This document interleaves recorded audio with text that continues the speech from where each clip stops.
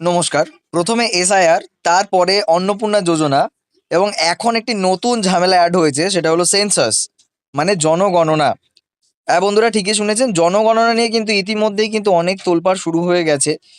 আগামী 15ই আগস্টের আগে যারা জনগণনা করবেন তাদের কি সুবিধা হবে, আর 15ই আগস্ট যদি পার হয়ে যায় তাহলে কি কি অসুবিধা হবে, আদতে কি সব করতে হবে, সবটাই কিন্তু আমি জানিয়ে দেবো আজকের এই ভিডিওতে। সুতরাং বন্ধুরা, ভিডিওটি একেবারে শেষ পর্যন্ত দেখবেন। এই সেন্সাস সম্পর্কে A to Z তথ্য আমি আপনাদের সঙ্গে শেয়ার করে দেব।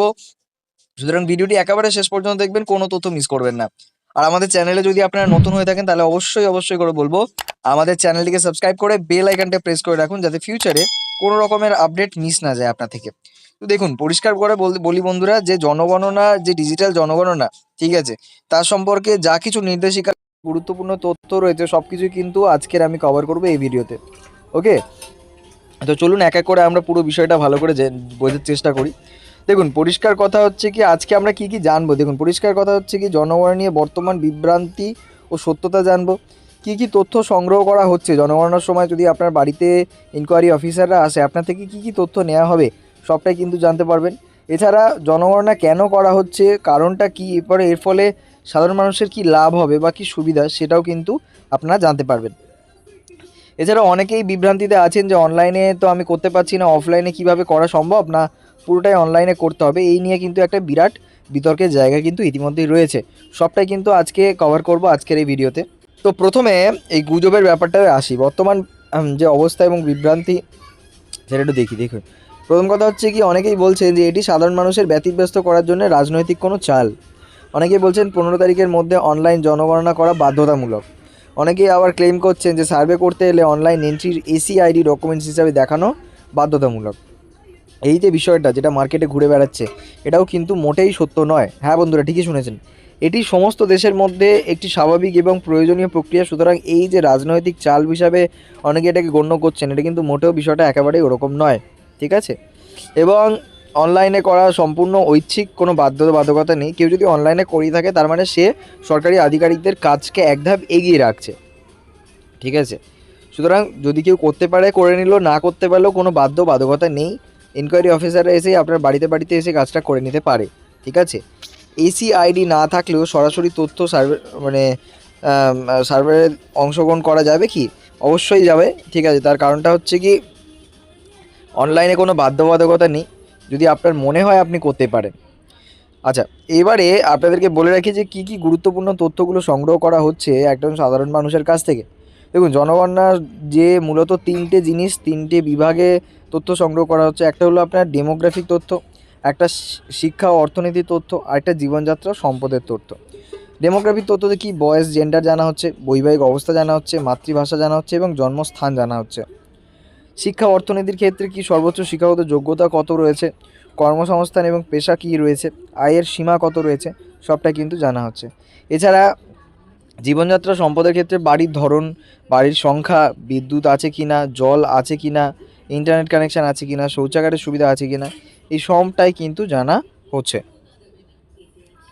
এবারে বিষয়টা হচ্ছে এই যে তথ্য, ঠিক আছে, এই যে তথ্য সংগ্রহ, মানচিত্র তৈরি, ঠিক আছে, মূলত কেন এই জনগণনার প্রয়োজন রয়েছে। দেখুন, আপনার দেওয়া তথ্য কিভাবে এলাকার উন্নয়নের সাহায্য করতে পারে, সেটা একটুখানি আপনাদেরকে বলে রাখি। দেখুন, আপনি যে তথ্যটা দিচ্ছেন, ঠিক আছে, কথার কথা বলছি, আপনি যে তথ্যটা দিচ্ছেন এই মুহূর্তে, সেই তথ্যটা সরকারের কীভাবে কাজে লাগতে পারে বা সরকারের কি কাজে লাগবে, ঠিক আছে।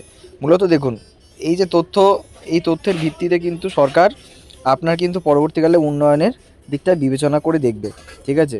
মানে রাস্তা, সেতু, বিদ্যালয়, প্রতিটি বাড়ির ভৌগোলিক অবস্থান চিহ্নিত করা হয়, ঠিক আছে। সরকারি পরিকল্পনা, ঠিক আছে, জনসংখ্যার ভিত্তিতে সঠিক জায়গায় সঠিক ফান্ডিং, এমএলএ, এমপি বা কাউন্সিলর, ওয়ার্ড, মহকুমা নির্ধারিত করা হয়। স্থানীয় সংকট সমাধান, অর্থাৎ এলাকায় পানীয় জলের অভাব বা অন্য কোনো কাঠামোগত সমস্যা চিহ্নিত করে তা সমাধানের ব্যবস্থা নেওয়া হয় এই জনগণনার ভিত্তিতে। ধরে নিন যে কোথাও একটা অনেক বেশি জনসংখ্যায় মানুষ বাস করছে, কিন্তু সেখানে পানীয় জলের খুব অভাব রয়েছে। সেক্ষেত্রে এই যে ডেটাটা, যে ওখানে কতজন লোক বাস করে, সেই জন্য কি আলাদা করে সরকারের তহবিল থেকে বা ফান্ড থেকে ওই টাকা খরচ করে সেখানে পানীয় জলের ব্যবস্থা করা হবে কি না, সে নিয়ে কিন্তু সরকারের কাছে কোনো স্পষ্ট ডেটা থাকে না। সেই ডেটা কিন্তু এই জনগণনার মাধ্যমে কিন্তু পাওয়া যায়। ওকে, এবারে পরিষ্কারভাবে একটা জিনিস বলে রাখি, ঠিক আছে। সেলফ ইনুমারেশন অনলাইন কাদের জন্য, পরিষ্কার কথা বলে রাখি, 15 তারিখের মধ্যে অনেকেই কিন্তু এই পশ্চিমবঙ্গের অনেক মানুষই কিন্তু এই সেন্সাসটা অনলাইনে পূরণ করেছে। ঠিক আছে। এবার দেখুন, কাজের সূত্রে যারা বাড়ির বাইরে থাকেন, পরে ফিরবেন, তারা কিন্তু অনলাইনের মাধ্যমে করতে পারেন। যারা সরকারি আধিকারিকদের ওপর নির্ভর না করে নিজেরাই তথ্য স্বাচ্ছন্দ্যে বোধ করেন দিতে, অনেকে সরকারি তথ্য কিন্তু ভুল হয়ে যায়। ঠিক আছে। তো সেই কারণে নিজেদের যাতে কোনো রকম বিভ্রান্তি না পরবর্তীকালে দেখতে হয়, সেই কারণে হচ্ছে কি নিজে থেকেই অনেকে স্বাচ্ছন্দ্য বোধ করে করছে। যারা অগ্রিম নিজের তথ্য রেজিস্টার করে রাখতে চান তারা করছে। পরিষ্কার কথা, ঠিক আছে, এটা কিন্তু সবাই করতে পারে। এবার যে যার সুবিধা অনুযায়ী, অনেকে বাড়ির বাইরে থাকেন, ঠিক আছে, তারা বাড়ির বাইরে থেকেই করে নিচ্ছেন। অনেকে হচ্ছে কি ডাউট হয় সরকারি আধিকারিকরা ঠিকঠাক ফর্ম ফিল আপ করবে কি না করবে, কি ভুল দেবে তা দেবে, সেই নিয়ে আবার দৌড়াদৌড়ি করতে হয় সাধারণত। সেটা এড়াতে অনেকে করছে, আবার অনেকে যে হ্যাঁ অ্যাডভান্স করে রাখছি যাতে কোনো সমস্যা না হয় বা কোনো রকম হেডেক না নিতে হয় পরবর্তীকালে। ঠিক আছে। এই কারণে অনেকেই কিন্তু অনলাইনে করছে। তার মানে অনলাইনে করছে মানে এটা না যে অনলাইনে বাধ্যতামূলক রয়েছে, এমনটা কিন্তু মোটেও নয় বিষয়টা। ঠিক আছে। এবারে সঠিক পদ্ধতি বেছে নিন, অনলাইন বনাম অফলাইনের পদ্ধতি কোনটা কার জন্য সুইটেবল সেটা হচ্ছে কি আমি বলে দিচ্ছি। দেখুন, পরিষ্কার কথা, এই যে সেলফ ইনোভেশন অনলাইনে যদি আপনি করেন, নিজের দায়িত্বে ফর্ম পূরণ করতে হবে আপনাকে, মোবাইল বা ইন্টারনেটের প্রয়োজন হবে, নিজে টাইপ করে সাবমিট করতে হবে, জেনারেট হয়, দেখানো বাধ্যতামূলক নয়।